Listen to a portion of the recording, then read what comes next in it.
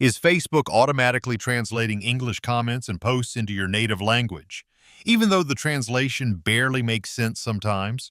A lot of people have this problem. You understand English perfectly fine, but Facebook still auto-translates everything. And honestly, the translations are often really bad. For demonstration purposes, I'm using Facebook in English in this video so the settings are easier to follow for everyone. But normally I use Facebook in my native language too, and that's exactly when this problem usually appears.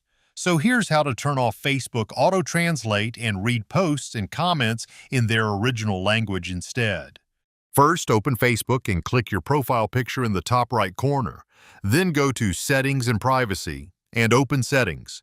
Now scroll down until you find Language and Region.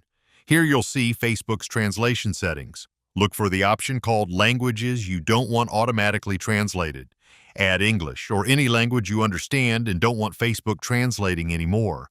Save the changes, refresh Facebook, and that's it. Now comments and posts should stay in their original language instead of being automatically translated into your native language. If this video helped you, leave a like and subscribe for more quick and easy tech tutorials.